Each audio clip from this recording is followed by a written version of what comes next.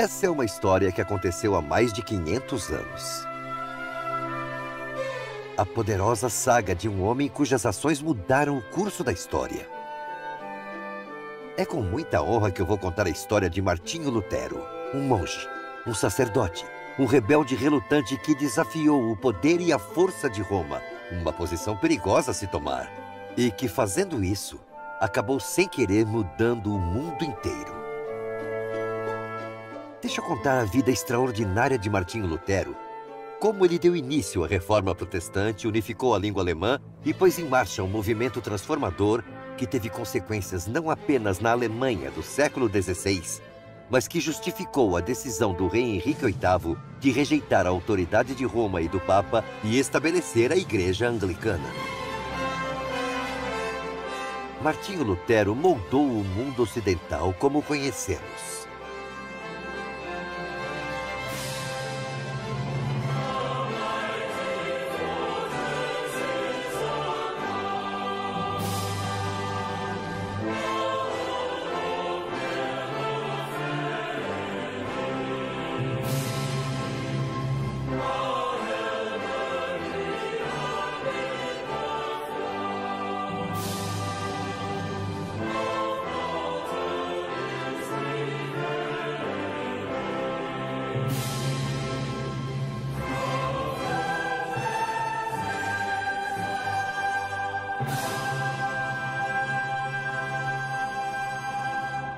Eu sou David Suchet, e esse é o Lutero versus Roma. Nossa história começa com Hans Luther, um agricultor da aldeia alemã de Mora. Martinho escreveu: "Sou filho de um agricultor. Meu bisavô e meu pai eram todos verdadeiros agricultores. Meu pai se tornou um mineiro.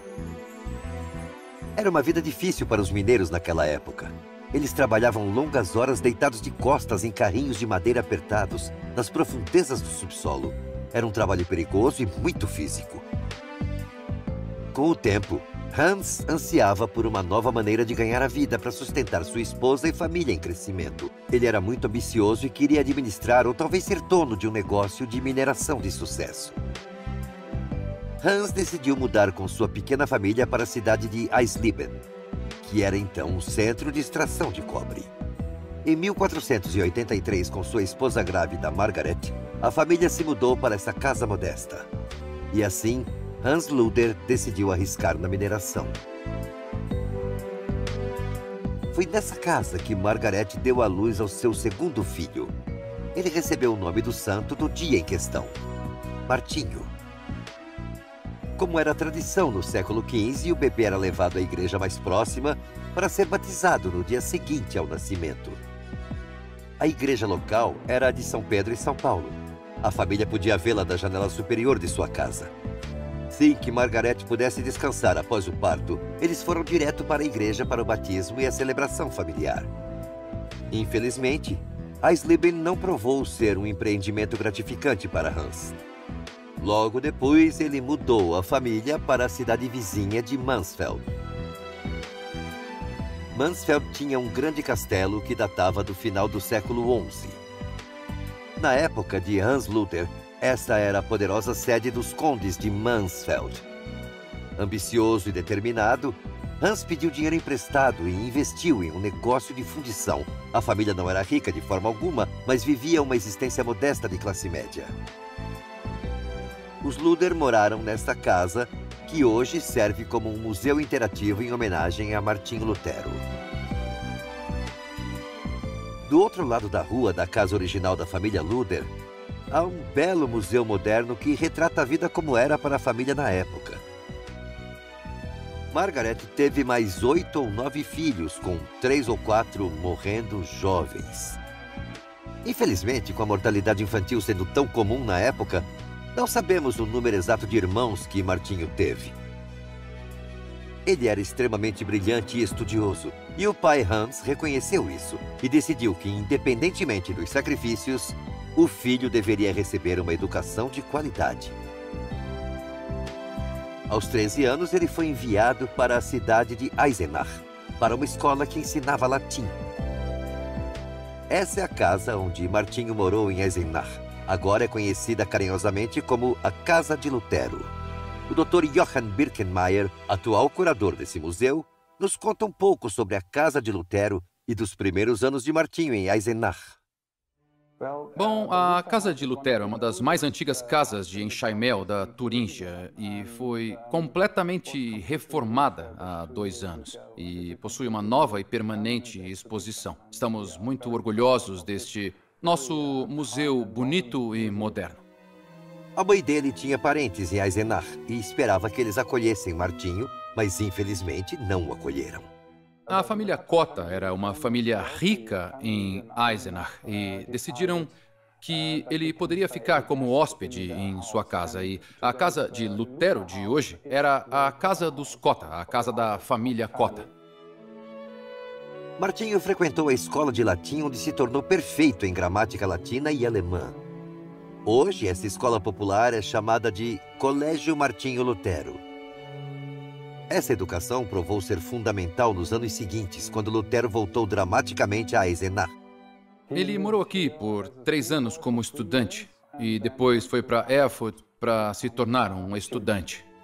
O jovem Martinho também estudou a liturgia da igreja e desenvolveu um amor pela música e pelo canto, algo que atingiria seu pleno potencial posteriormente em sua vida. Uma estátua ousada de São Jorge é a peça central da Praça do Mercado com vista para a igreja principal da cidade. Com o tempo, Martinho se tornou membro do coral dessa igreja, a Igreja Paroquial de São Jorge, onde quase 200 anos depois, Johann Sebastian Bach foi batizado nessa pia batismal. Uma grande estátua de Bach dá as boas-vindas aos fiéis e visitantes à igreja. Johann Sebastian Bach nasceu em Eisenach em 1685. A cidade criou um inspirador museu sobre a vida e a música de Bach para visitantes de todo o mundo, não muito longe da casa onde Martinho morou quando era criança. Hoje, essa magnífica igreja possui 2 filhos favoritos da Alemanha: Martinho Lutero, ex-menino de coral, e Johann Sebastian Bach, organista e compositor mundialmente conhecido. O jovem Martinho ganhou seu sustento no início cantando no Chorende. Esse grupo de meninos do coral da igreja andava de casa em casa e de porta em porta, cantando e pedindo Panem propter Deum, pão pelo amor de Deus. Embora com cerca de 200 anos de diferença, a conexão de Eisenach entre esses homens renomados é surpreendente. Os anos de estudos de Martinho em Eisenach foram fundamentais para o homem e patriarca que ele viria a se tornar. Ele falou com muito amor e carinho sobre Eisenach ao longo de sua vida. Ele a chamava de minha querida cidade.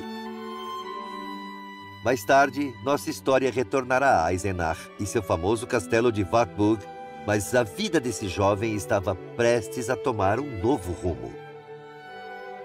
Hans permaneceu determinado a fazer o filho prosperar e lucrar com a fortuna da família. Martinho perseguiu o sonho de seu pai e começou a se preparar para a vida como advogado. Para isso, foi necessário realizar outra mudança, e desta vez para a cidade universitária de Erfurt. Dias de universidade.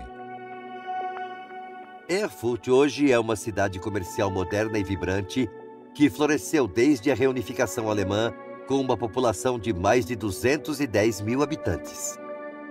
Casas e igrejas meticulosamente restauradas ainda testemunham a riqueza desta outrora poderosa cidade comercial e universitária. Sua peça central é uma ponte de pedestres feita de pedra, chamada Ponte dos Mercadores ou Kramerbrücke. Construída ao lado de um val, a Ponte dos Mercadores já fez parte da Via Regia, uma rede de estradas usadas por comerciantes e peregrinos medievais. Hoje, lojas de antiguidades, bancas de livros e bistrôs pitorescos fornecem atrações para viajantes e moradores da região. Há também uma sorveteria muito popular. Escondida numa extremidade da ponte, à beira de uma praça atraente, há uma igreja metodista.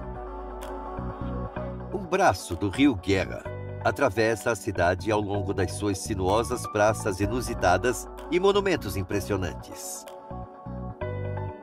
Uma dessas praças, Anger, tem uma imponente estátua de Martinho Lutero ao lado da famosa Igreja dos Mercadores. Martinho pregou aqui em 1522 e, mais tarde, os pais de Johann Sebastian Bach se casaram aqui em 1668.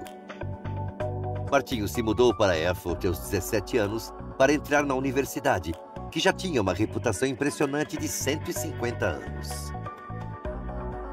Erfurt era uma cidade grande, cujo tamanho Martinho nunca havia visto. Com pouco menos de 20 mil habitantes na época, uma das maiores cidades da Alemanha. Nos dias de Martinho, Erfurt ostentava 36 igrejas diferentes e abrigava pelo menos 11 casas de ordens religiosas. Muitas vezes Erfurt era mencionada por toda a Alemanha como Pequena Roma. A Catedral Católica de Santa Maria é uma estrutura imponente e deve ter causado um grande impacto no jovem enquanto explorava a cidade. Mal sabia ele, na época, o que um dia aconteceria dentro daquela catedral. Martinho iniciou seus estudos universitários em Erfurt em 1501, na Faculdade de Ciências Humanas. A antiga universidade permanece até hoje ao lado da impressionante igreja. Martinho não foi um aluno excepcional em seus primeiros anos na universidade, mas em seu último ano, ele foi um dos apenas 17 a terminar o curso de um total de 300 alunos iniciais. Ele se formou em 1505 em Ciências Humanas, o segundo de sua turma, e voltou mais tarde, em 1505, para iniciar seus estudos jurídicos. Ele começou a sofrer crises de depressão e ansiedade, conhecidas na época como desespero, algo contra o qual lutaria por toda a vida. Martinho estava inquieto, incerto quanto aos seus rumos na vida. No entanto, em poucos meses, esse caminho seria alterado por um evento que mudaria sua vida para sempre. Voltando de uma visita à sua família, Martinho estava caminhando em direção a Erfurt quando foi pego por uma forte tempestade de verão em um campo aberto. Um raio atingiu o chão perto de seus pés e Martinho temeu por sua vida. O raio foi tão intenso que o jogou no chão. Ele gritou com medo para Santa Ana, a santa padroeira da indústria de mineração de seu pai. "Ajude-me, Santa Ana, e eu me tornarei um monge." Esses eventos ocorreram perto da pequena cidade de Stotterheim, onde hoje uma pedra memorial marca o local do acontecimento, cercado por um campo aberto. Esgotado emocional e fisicamente, Martinho caminhou os quilômetros restantes até Erfurt, onde contou aos amigos a experiência e seu voto de se tornar um monge. Muitos dos amigos, sem saber da sua angústia espiritual, o incentivaram a ignorar o voto, enquanto outros o incentivaram a mantê-lo. Apenas 14 dias depois, Martinho tomou a decisão de renunciar aos estudos de direito e honrar seu voto. Martinho simplesmente se aproximou da porta do mosteiro da Ordem dos Frades Agostinianos, bateu e pediu para entrar. Após algumas semanas de avaliação, ele foi formalmente aceito como um noviço. Sua cabeça foi raspada e suas roupas trocadas para trajes monásticos. Quando essa notícia alarmante chegou ao pai dele, Hans ficou furioso. Todos os sacrifícios pela família, o esforço para sustentar a educação de Martinho estavam sendo descartados pelo quê? Por uma vida de monge? Vida de monge. De 1505 a 1507, Martinho viveu aqui, no mosteiro dos Frades Agostinianos, aprendendo os costumes de um monge. Foi uma vida muito difícil, jejum por dias, longas horas de silêncio, oração, confissão e o intenso estudo da liturgia da igreja e das escrituras. Havia pouco ou nenhum aquecimento, e as celas dos monges eram pequenas, escuras e solitárias. Os meses frios e com neve do inverno eram especialmente difíceis. Ele olhava para dentro, onde sua busca pela comunhão com Deus era uma disciplina diária da mente, corpo e espírito. Martinho falou daqueles dias. Como posso encontrar um Deus misericordioso? Depois de 2 anos, Martinho foi ordenado na magnífica Catedral de Santa Maria em Erfurt em 1507. Que catedral impressionante! Com certeza, sua mente voltou aos dias de sua chegada a Erfurt como um estudante ansioso, visitando o edifício pela primeira vez. Ele não fazia ideia de que apenas alguns anos depois, aos 24 anos, ele estaria aqui e seria ordenado como sacerdote. No dia 2 de maio de 1507, Martinho recebeu a importante tarefa de celebrar sua primeira missa. Foi um dia agitado em muitos aspectos. Martinho, sobrecarregado com a responsabilidade da comunhão, teve dificuldades no meio do sermão. Talvez isso tenha sido intensificado pelo fato de seu pai, Hans, ter viajado de Mansfeld para comparecer com familiares e amigos. Martinho foi ficando mais confortável com seu papel de sacerdote. Seus superiores na ordem agostiniana o encorajaram a continuar seus estudos teológicos. Não muito depois disso, outra mudança esperava por Martinho novamente. Ele recebeu a oferta de um cargo para estudar e lecionar na Universidade de Wittenberg.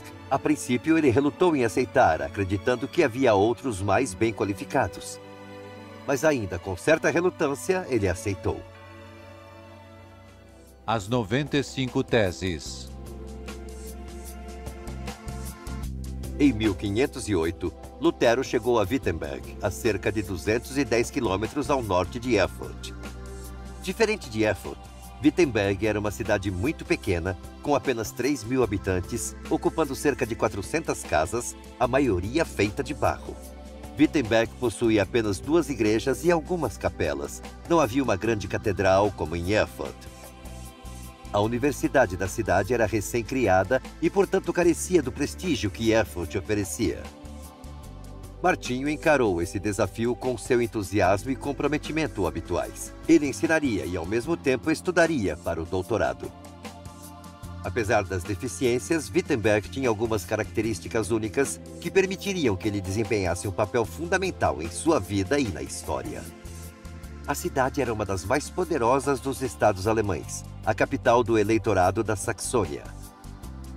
Frederico, o Sábio, o eleitor da região, era um homem de grande prestígio e influência. Frederico desenvolveu a cidade e restaurou o castelo e mais tarde estenderia seu programa de construção para incluir uma igreja. E ela se tornou a Igreja da Universidade de Wittenberg e ainda hoje é conhecida como a Igreja do Castelo. Frederico, o Sábio, também fundou a Universidade de Wittenberg, que foi seu orgulho e alegria. Ele era apaixonado por esse local de aprendizado e defendia seus membros, tanto alunos quanto professores, fervorosamente. O apoio e patrocínio oferecidos a Martinho por Frederico se tornariam cruciais nos tempos turbulentos que estavam por vir. Portanto, apesar do seu pequeno tamanho e falta de instalações, Wittenberg se tornou uma cidade estratégica, com sua crescente universidade trazendo prosperidade e prestígio a essa cidade emergente. Em 1510, Martinho foi relutantemente enviado a Roma para tratar de alguns negócios da igreja. Ele e um colega caminharam até a Cidade Santa. Essa seria sua única viagem fora da Alemanha em sua vida.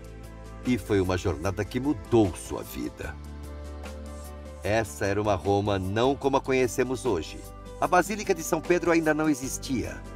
O que ele viu e experimentou ali o confundiu e irritou, desafiando suas crenças e aumentando sua confiança nas Escrituras.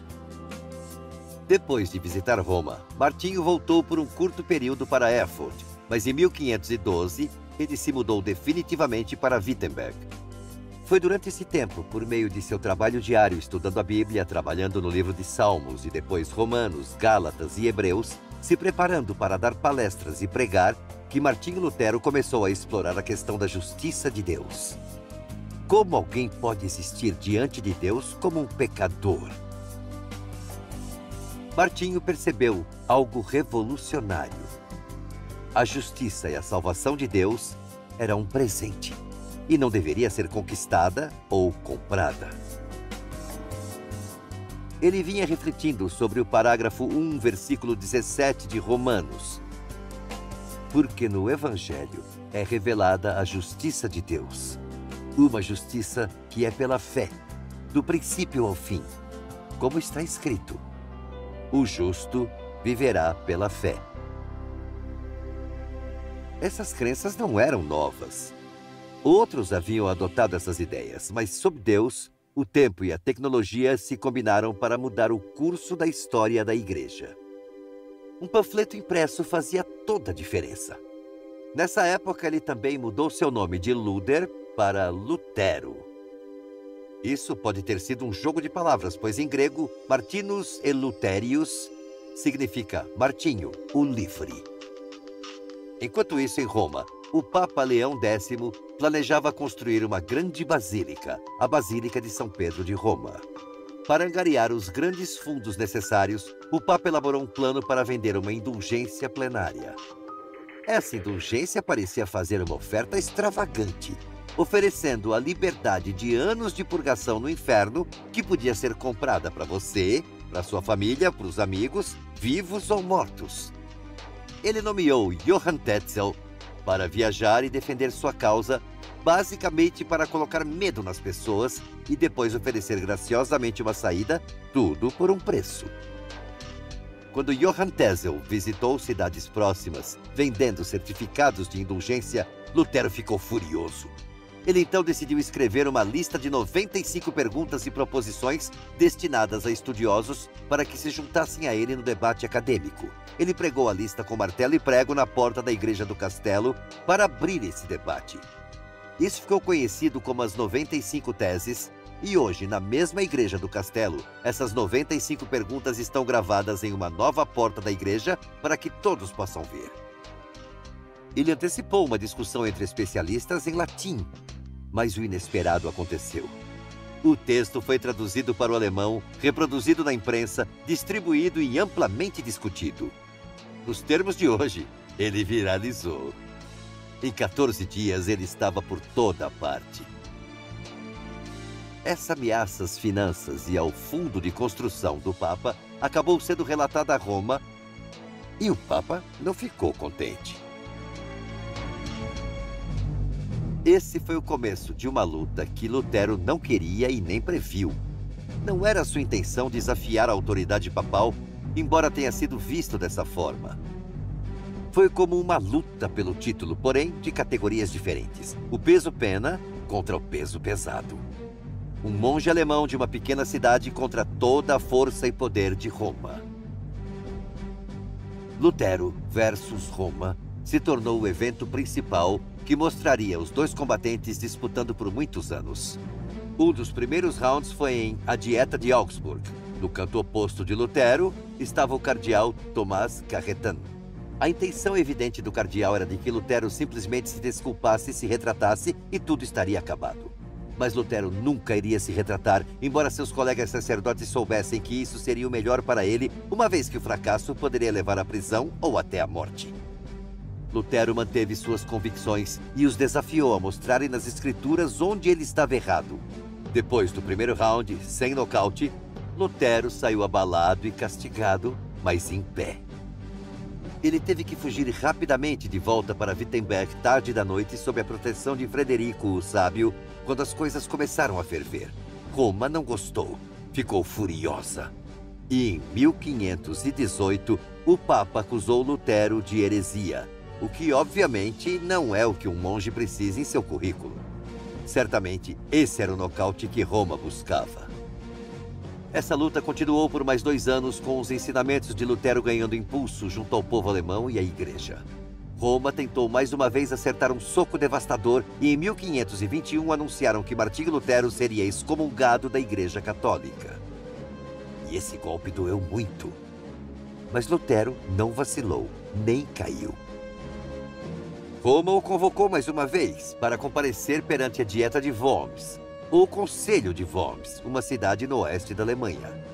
Ele deveria viajar para lá para defender seus ensinamentos, seus livros e sua vida perante o imperador alemão e a Dieta Imperial.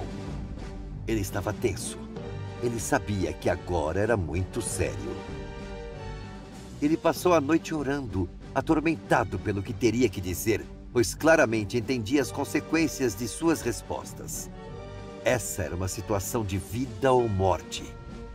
Suas palavras no dia seguinte foram resolutas. A menos que possa ser convencido pelo testemunho das Escrituras ou por argumentos claros, pois não creio no Papa nem nos concílios por si só, pois é bem sabido que eles frequentemente erraram e se contradisseram, eu estou resoluto às escrituras que citei e minha consciência está subjugada à palavra de Deus. Não posso e nem irei renegar coisa alguma, pois não é nem seguro e nem correto agir contra a consciência. Martinho havia desafiado a autoridade do conselho novamente. Era hora de sair e voltar para Wittenberg com muita pressa, temendo ser preso ou pior. Durante a viagem para casa, o soldado que os guiava curiosamente desapareceu, deixando Lutero e seus colegas abandonados. De repente, um grupo de soldados a cavalo apareceu e, o pegando à força, eles sumiram cavalgando noite adentro. Ele foi levado para o castelo de Wartburg, na cidade de Eisenach, que estava sob o domínio de Frederico o Sábio. Ninguém chega a Wartburg sem ser notado, e por essa razão era um local perfeito para se esconder. Dias em Wartburg. Lutero recebeu um pequeno quarto mais isolado dentro do castelo para servir de casa. Ele imediatamente abraçou o plano. Deixou o cabelo crescer, parou de se barbear, deixando a barba crescer, e passou a usar roupas comuns, descartando suas vestes sacerdotais. Ele até assumiu um novo nome, Jorge Escudeiro, ou Junker Georg. Esse nome foi inspirado no santo padroeiro de Eisenach, São Jorge. Lutero foi ordenado a não sair do castelo ou ser visto. Ele não poderia viajar para a cidade por medo de ser preso. Roma agora havia colocado uma sentença de morte contra ele após os eventos da Dieta de Worms, de tão determinados que estavam para exterminar esse irritante problema alemão. Então, o que fazer escondido? Martinho começou a fornecer ao povo da Alemanha algo que ele acreditava que eles precisavam e que lhes era devido.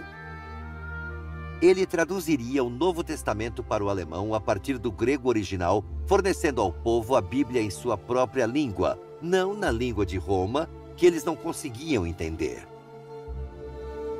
A longa luta pelo título ainda estava em andamento, mas Martinho estava prestes a desferir um golpe mortal contra Roma. No entanto, havia um problema, um grande desafio. A língua alemã na época era muito fragmentada e possuía muitos dialetos por toda a Alemanha. O norte não conseguia entender totalmente o sul, e o mesmo valia para o oeste e o leste. Então, como ele poderia resolver esse problema para que toda a Alemanha pudesse entender e se beneficiar da Bíblia em sua própria língua? Martinho teria que consolidar todos os idiomas e dialetos alemães e criar um idioma alemão comum em seus textos. E como tinha tempo livre, ele se dedicou a essa tarefa com paixão e convicção. Martinho pediu dicionários e livros de idiomas para ajudá-lo nisso. Em uma façanha notável e surpreendente, Martinho traduziu o Novo Testamento do grego original para uma língua alemã consolidada em apenas 11 semanas. Ele realizou tudo isso em um momento de abandono, solidão e isolamento. Lutero passou a maior parte do tempo em Wartburg, nesta pequena sala, trabalhando arduamente na tradução do Novo Testamento.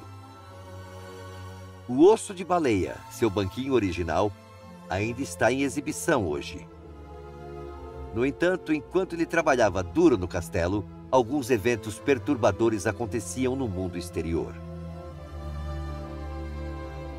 Enquanto Lutero estava escondido, a agitação cresceu e a situação em Wittenberg tornou-se instável.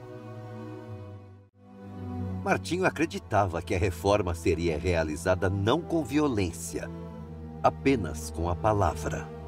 Mas o movimento que ele havia iniciado agora estava fora de seu controle. A batalha agora era contra aqueles que queriam mudanças de mais e não de menos. À medida que os protestos se espalhavam e os eventos aumentavam, Lutero optou por ficar do lado de burgueses, príncipes e condes. O momento foi particularmente infeliz, pois a revolta social chegou a um fim sangrento e Lutero pareceu ser o responsável. O futuro dessa nova teologia dependia em grande parte do apoio da elite. Muitos achavam que ele tinha motivos confusos e assim perdeu o respeito de muitas pessoas. Para Lutero, a vida estava prestes a sofrer outra mudança radical. Wittenberg. À medida que as ramificações da reforma protestante se espalharam e a liberdade dessa boa notícia era aceita e melhor compreendida, um pequeno grupo de freiras do convento de Marienthron pediu a ajuda de Lutero. Elas planejavam uma fuga dramática. Escondidas em barris de arenque, elas foram transportadas em uma carroça coberta com a ajuda de um comerciante local com destino a Wittenberg. 3 dessas freiras puderam voltar para suas famílias, mas 9 freiras sem dinheiro precisavam de maridos adequados. Lutero se viu no papel de casamenteiro. Depois de várias tentativas mal sucedidas de encontrar um marido para a única freira remanescente, Catherine von Bora, ela sugeriu audaciosamente que ele seria um candidato adequado. O casamento de um ex-monge com uma freira fugitiva. Imagine os boatos, o escândalo.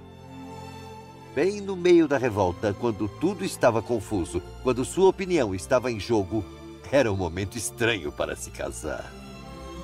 Mas ele não parecia se importar com o que os outros pensavam. Assim, em 13 de junho de 1525, o ex-sacerdote de 42 anos e a ex-freira de 26 anos se casaram. A casa da família é hoje um excelente museu em Wittenberg. Kate era responsável pela vida doméstica deles. Ela trabalhou duro transformando o antigo mosteiro de 40 cômodos em uma casa de família. Convidados oficiais vieram de longe.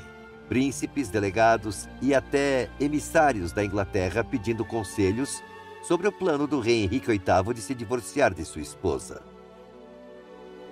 Martinho e Kate teriam 6 filhos juntos. 3 meninos, Johannes, Martinho e Paul, e 3 filhas, Elizabeth, Margaret e Magdalene. Infelizmente, Elizabeth morreu jovem, assim como Magdalena. Após uma doença prolongada, ela morreu nos braços de seu pai aos 13 anos. As cartas de Lutero testemunham que a morte de Magdalena o devastou. A igreja paroquial de Santa Maria da cidade, a 5 minutos a pé de sua casa em Wittenberg, é onde Lutero pregou muitas vezes. O primeiro pastor luterano, Johannes Bugenhagen, foi ordenado aqui. Igualmente importante, Santa Maria foi a primeira igreja protestante onde os cultos eram realizados em alemão, combinados com o canto congregacional. A comunhão com pão e vinho também foi feita aqui pela primeira vez. Portanto, Santa Maria é uma igreja luterana fundamental.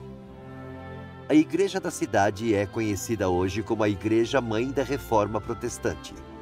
Na Praça do Mercado adjacente estão as estátuas de Lutero e Philipp Melanchthon, seu grande amigo e companheiro reformador. As estátuas ficam à sombra de Santa Maria, essa histórica igreja luterana.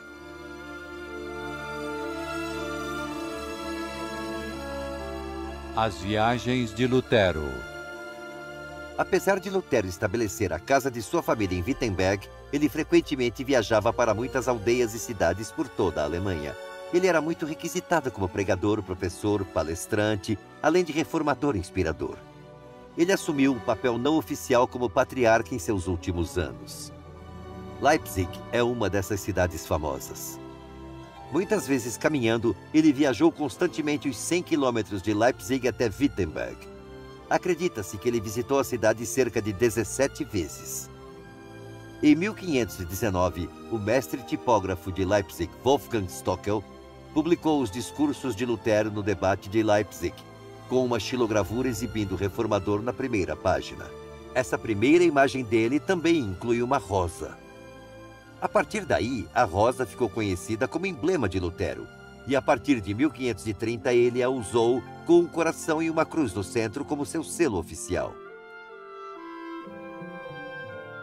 Martinho Lutero também era um visitante regular de Weimar, uma cidade não muito longe de Erfurt. Weimar foi uma das primeiras cidades a abraçar a reforma e é linda.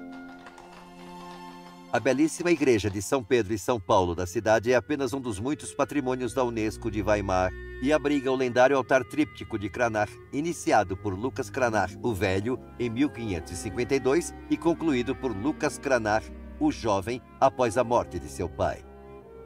uma obra de arte de tirar o fôlego que é uma das relíquias mais impressionantes do mundo da história da Reforma Protestante.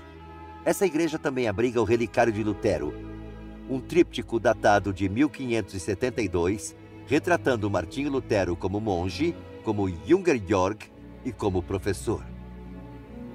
Lutero costumava pregar nessa igreja e, nos seus últimos anos, Johann Sebastian Bach tocava órgão aqui enquanto morou em Weimar.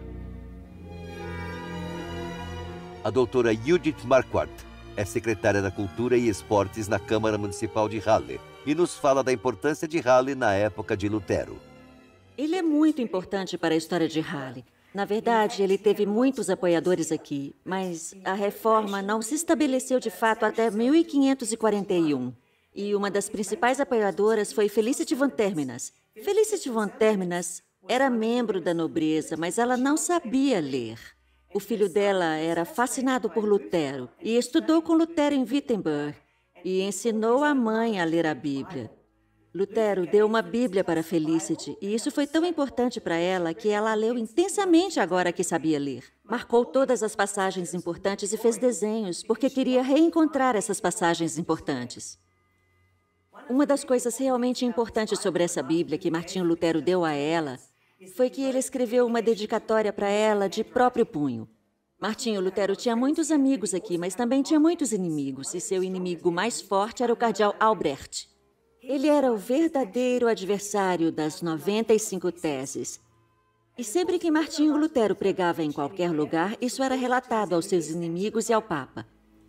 August Hermann Frank juntou as teorias da Reforma e as ideias da Reforma que Lutero havia espalhado e montou um orfanato e, na verdade, uma cidade inteira dentro de uma cidade, para educação, bem-estar social e treinamento de professores. E também enviou missionários para o mundo inteiro. Ele foi um dos primeiros produtores globais. E seus missionários também foram os que estabeleceram a Igreja Luterana nos Estados Unidos. Lutero pregou 3 vezes em nossa igreja de Santa Maria. E ele foi colocado aqui no estado depois de morrer. Ele morreu em Eisleben e foi trazido para Wittenberg. E enquanto estava aqui, tiraram um modelo de seu rosto, que ainda está em exibição hoje em dia. E também tiraram um modelo das mãos, com uma forma de cera de suas mãos. E aqui dá para ver que ele tinha muitos problemas com artrite, ele devia sofrer de dores terríveis. Martinho Lutero foi um grande revolucionário. Ele trouxe independência, ele trouxe liberdade, trouxe um novo papel para a mulher na sociedade. Ele realmente significa muito para muitos de nós aqui.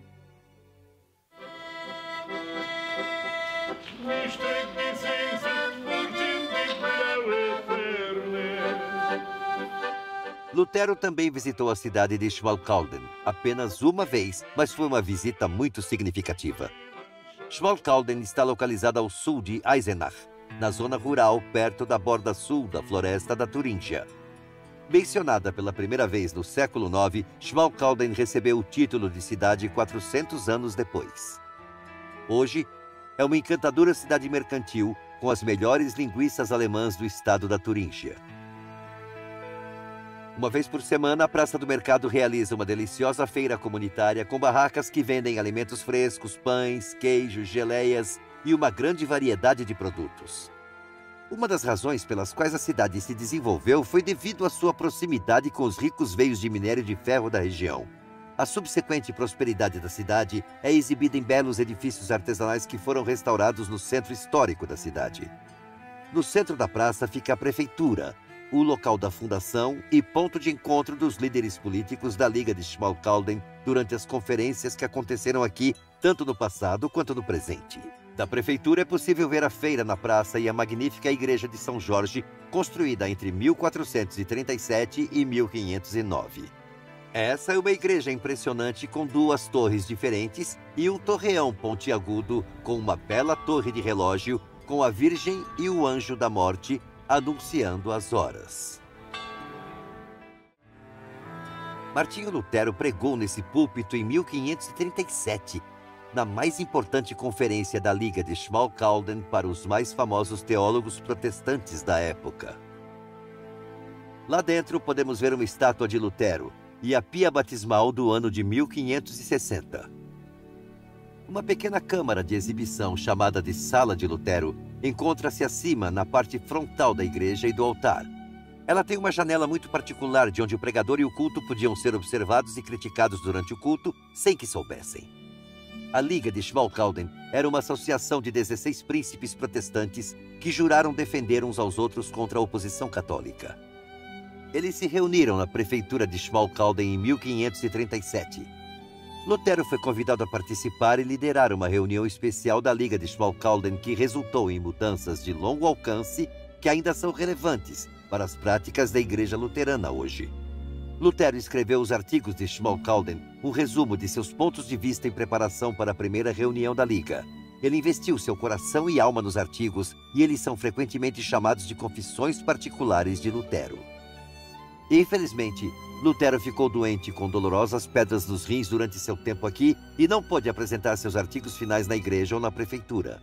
Ele convocou os líderes para essa casa onde morou durante sua estada a uma curta caminhada da igreja, hoje conhecida como Casa de Lutero.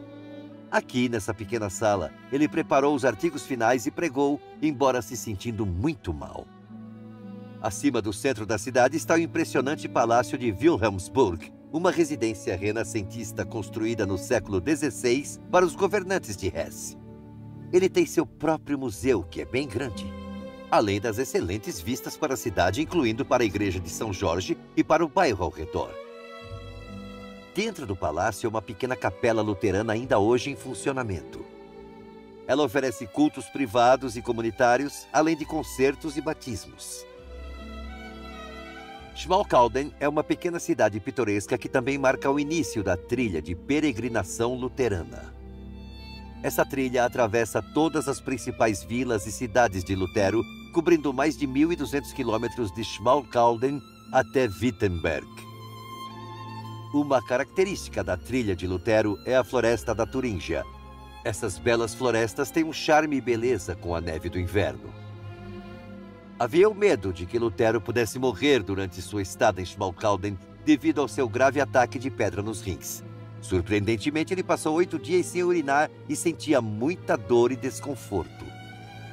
Alguém sugeriu que eles o levassem de carroça até as colinas fora da cidade pelas estradas de terra ásperas e acidentadas para ajudar a desalojar as pedras dos rins. Felizmente, isso funcionou. E, de acordo com a lenda, ele encheu 11 latas com muito alívio.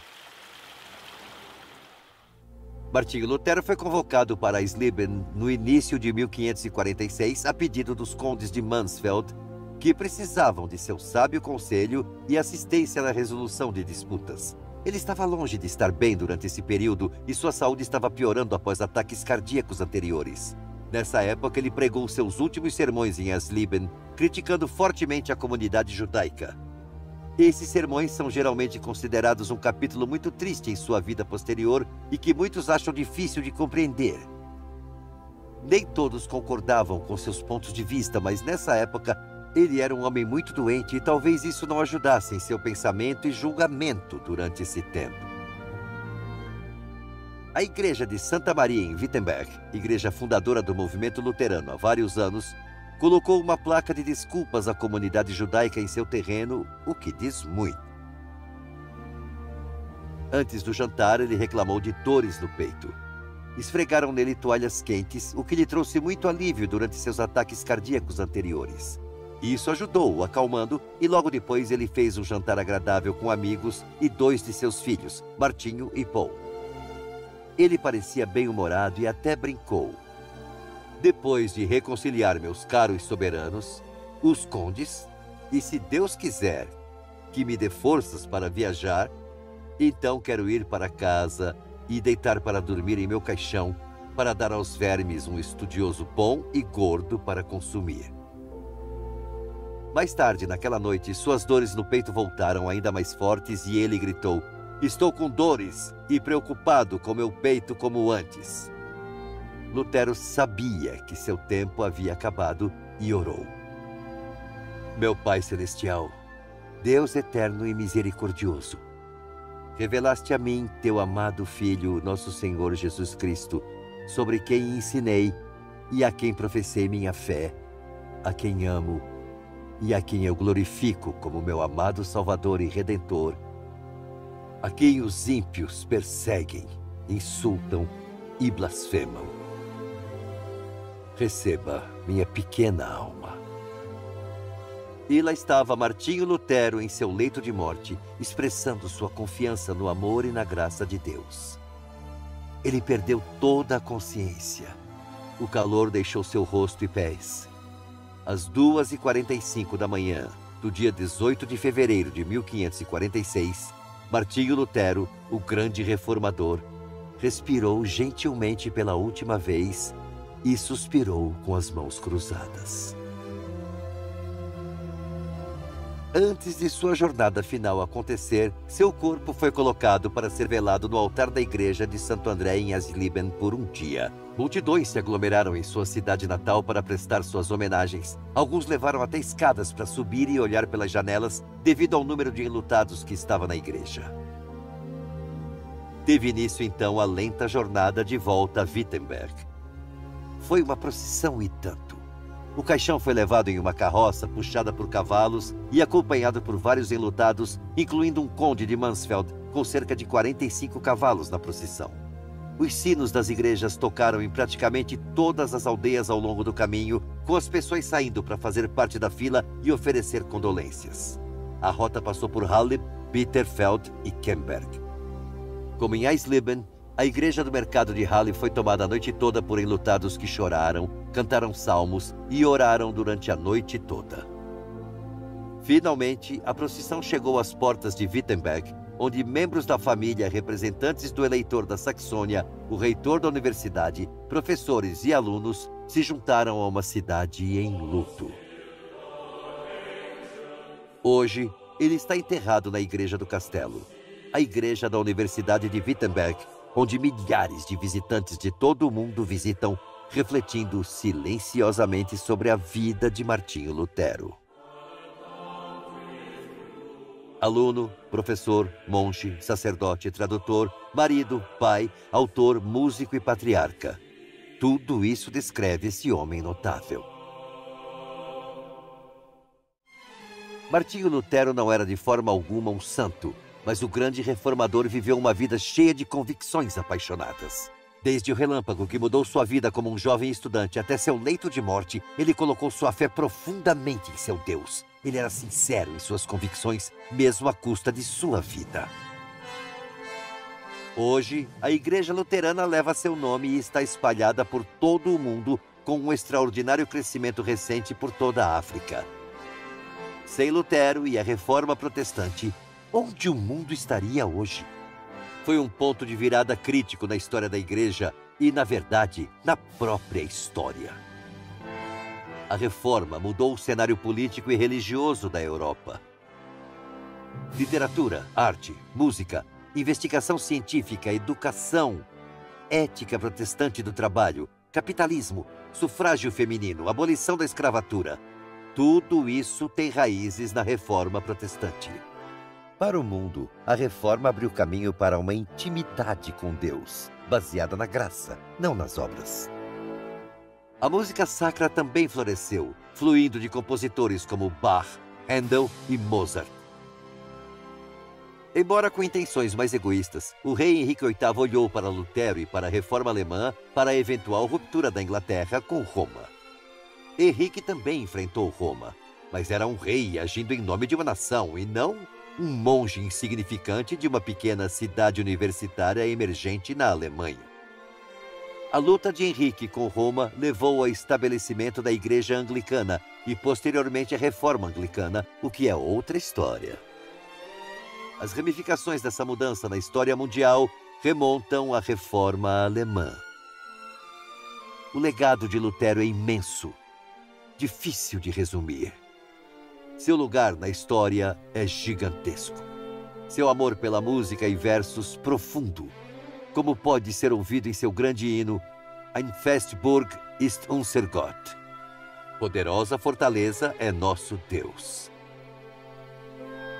A tradução para o nosso idioma diz: poderosa fortaleza é nosso Deus, um baluarte que nunca falha aos seus.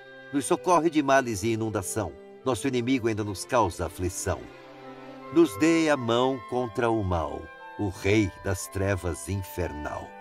Essas palavras e música escritas por Lutero em algum momento entre 1527 e 1529 podem ter sido inspiradas por seu tempo em Wartburg, escondido como refugiado em Eisenach. As palavras são uma paráfrase do Salmo 46. Que presente o eleitor da Saxônia deu ao mundo quando sequestrou Lutero, o escondendo nesse minúsculo quarto há mais de 500 anos.